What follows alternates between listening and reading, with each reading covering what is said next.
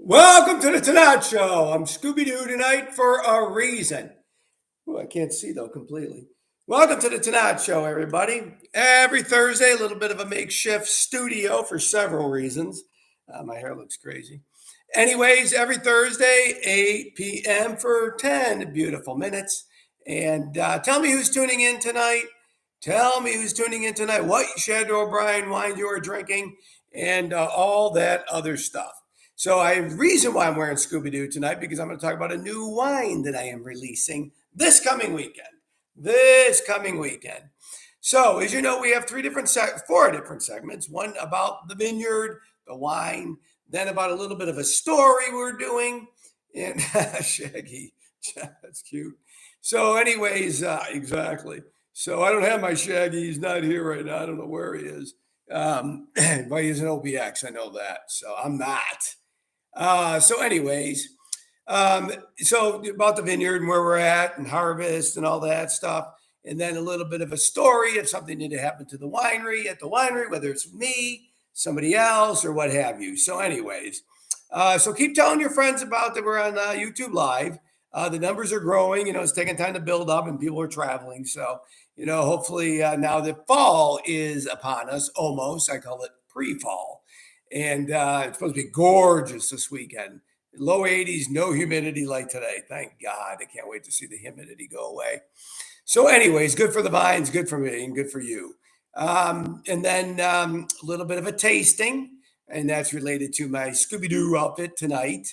And there's Jimmy in the background. I had to move him out of some closet since my lovely wife had moved some stuff around for particular reasons. And she should be tuning in. I don't know why she's not. And then the last one will be the contest. Okay. So, we're open like as much as we can be. And, you can come in, my hours, it changes on the newsletter, back kind of to the old time. Reservations are still encouraged, but not needed anymore. We'll take walk-ins and you can come and just hang out and have wine, and always bring in your own food if you like, even though we do have gourmet cheese and gourmet crackers from Ireland. And the cheese comes from a very small creamery out of Wisconsin that has very little distribution, particularly in the Virginia. They don't have any in Virginia except at the winery. So, and you can certainly bring your own stuff. It'll be beautiful. The patio will be beautiful. I have a member event coming up on Sunday. The cheese is amazing. There we go. Even Rich was saying the cheese is amazing, which it is. I got to admit. Bad part is I see it too much and I eat it. So I got to cut back on that. So, anyways, the vineyard at this point is doing pretty good. We have enough leaf structure to get optimum ripeness. A lot of people, I'm hearing different stories from all over Virginia that basically a lot of the downy mildew really put a hurt on some people. Their equipment could have broken down, or they just didn't have the proper spray programs. Be aggressive with my team, with Nick and Adam. They really are aggressive on it. And it was a good growing year, but a little bit more of a fight compared to last year. But it's always that way, so there's nothing we can do. So anyways, the optimum ripeness, we're starting to bottle a few things now. The 19, 20, and 21 are still in barrels, and they will be for a while. And it's if you go to a lot of Virginia wineries, they're releasing 20 and 21 reds already. That is not what we do, as you know. So, anyways, everybody has their own choice, and that's fine. It's just what we have done, and the better wineries in the world do that as well. So, the vineyard's doing well, all three sites.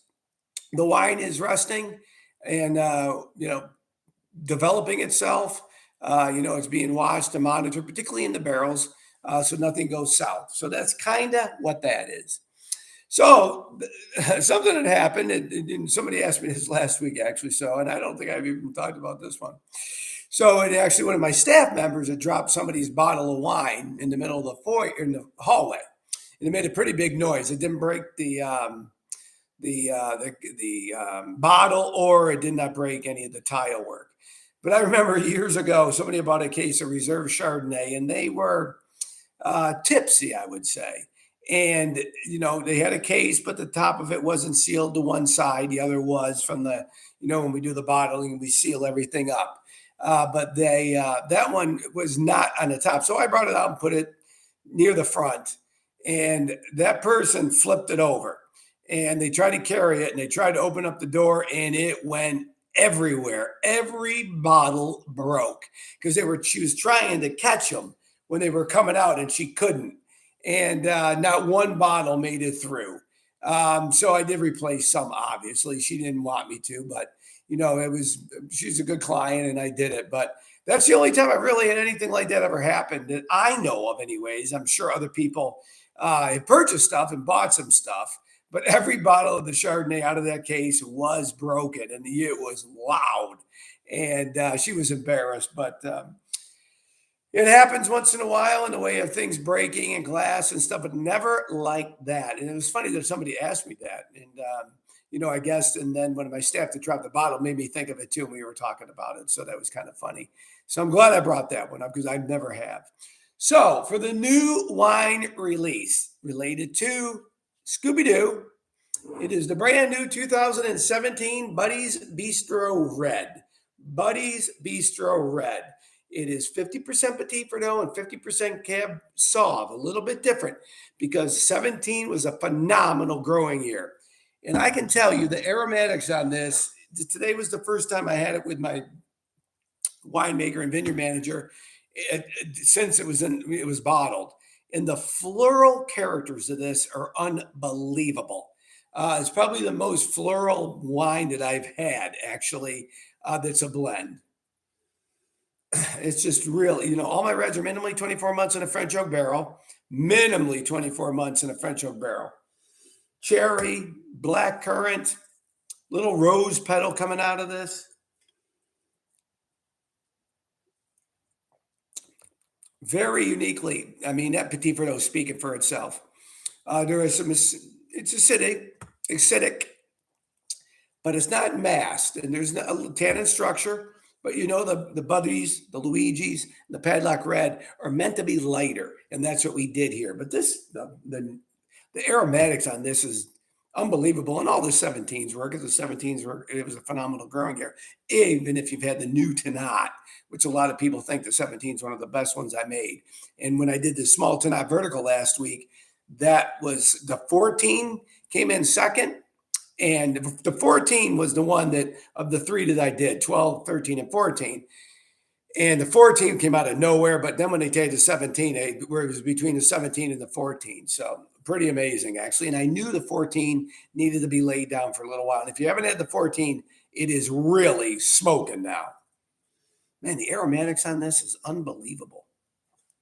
So, as we're getting closer to harvest time, whoever guesses the first grape that we will be harvesting, what varietal will be the first varietal we will be harvesting, will get a bottle of the Buddies Bistro Red 2017. 2017, the Buddies Bistro Red. Whoever knows, whoever's got to get it exactly, whether it's tonight, tomorrow. Rich, nope. I would have guessed that one too. Nope, Jeff. Any more? Before I play the Scooby-Doo song? Anybody else? I'm going to wait because I may get, people do respond later on. And so I am going to wait, and then I'll tell everybody probably next week, okay? So God bless and drink Tannat. The Buddies is a Scooby snack.